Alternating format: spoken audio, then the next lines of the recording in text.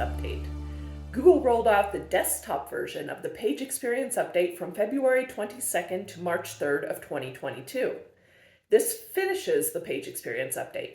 The mobile version rolled out from June 15th to September 2nd of 2021. The mobile version had some significant ranking implications, and sites that were slow or not mobile-friendly saw their organic rankings and traffic decrease throughout the summer and fall of 2021. So what is the Page Experience Update? Most people are aware of the core Web Vitals part of the update, really the site speed. But there were 4 additional signals also considered by Google in this rankings update. The first was mobile usability. The site must be able to be accessed by and fully used by a mobile device. This means that text can be viewed on a smaller screen, links and button clicks have enough space between them that a thumb can click it, and it scrolls vertically.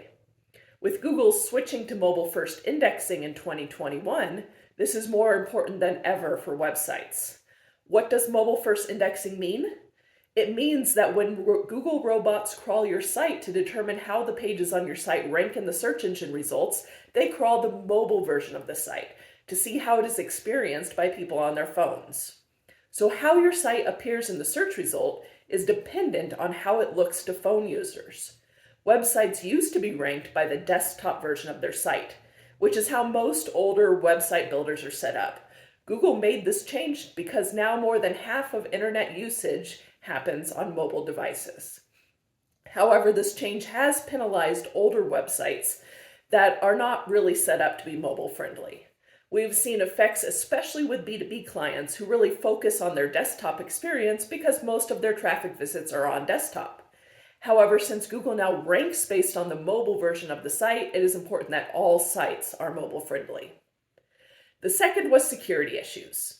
Any malware on the site, viruses, and other security issues will disqualify the entire site from a good status.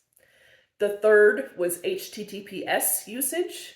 So only sites with HTTPS are qualified for a good status in the search results. If your site is still the old non-secure HTTP, it will not be able to rank well. And finally, the last was ad experience. If your website has ads on it, those ads must not be disruptive or intrusive. This includes pop-up ads, ads that take over the entire screen, flashing ads, really anything that makes it more difficult to access the actual content on the site for users. So if your site passes all these tests, it's mobile friendly, it doesn't have security issues, it's HTTPS, and it doesn't have intrusive ads, well, why are your rankings still decreasing since last summer? The main part of the Page Experience Update was Core Web Vitals. You may have seen the new Core Web Vitals section in Google Search Console. There are separate reports for both desktop and mobile that identify pages on your site with poor page speed, pages that need improvement, and then a list of pages that are good based on Google's guidelines. Core Web Vitals have 3 components of page speed. The first is LCP. This stands for Largest Contentful Paint. This is basically how long it takes for the largest image or visible part of the page to load. More than 4 seconds is poor, more than 2.5 seconds needs improvement, and less than 2.5 seconds is good. This is because Google's research has shown that 40% of internet users will bounce, they'll hit that back button, if a page takes more than 4 seconds to load.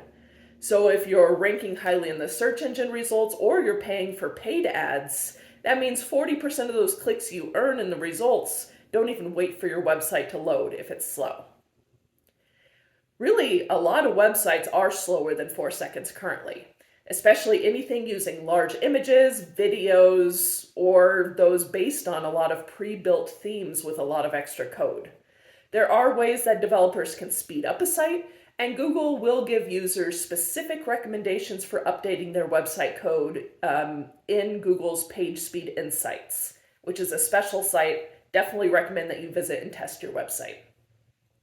The second component of page speed is FID. This is First Input Delay. Sometimes you might see this called time to interactive. It measures how long it takes for a website to respond to user clicks or form submissions. More than 300 milliseconds is poor. More than 100 milliseconds needs improvement, and less than 100 milliseconds is good. The third is CLS, or Cumulative Layout Shift. This is how much the website page shifts around while it loads. 0 means no shifts, and the higher the score, the more there is shifting, and it increases that number. In Google's eyes, more than 0.25 is poor, under 0.25 needs improvement, and less than 0.1 is good. Google looks at these scores at the page level. It will score every page on your website separately.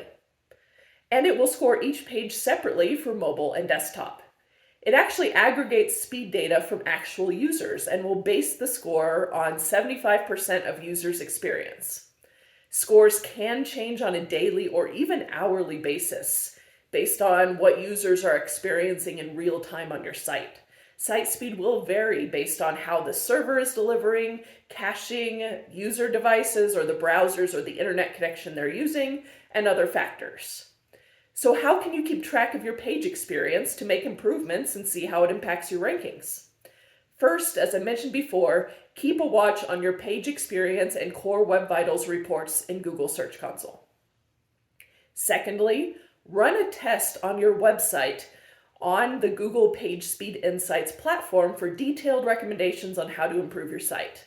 And finally, there are multiple third-party tools that will help you pull in the page level score and recommendations and monitor it over time, like Google Data Studio connected with the PageSpeed Insights API, Screaming Frog, and other crawlers that can pull in page information. If you have seen your rankings in organic traffic gradually decrease since about June or July of 2021, your site was likely affected by the page experience update. Hopefully this video has helped you to understand things that you can improve on your website to turn this trend around. And working with a knowledgeable SEO agency like Perfect Search Media can help you to anticipate these updates and react to ratings changes as they happen. This has been your digital marketing update on Google's Page Experience Update. I'm Emily Lutz from Perfect Search Media. Stay tuned for the next video.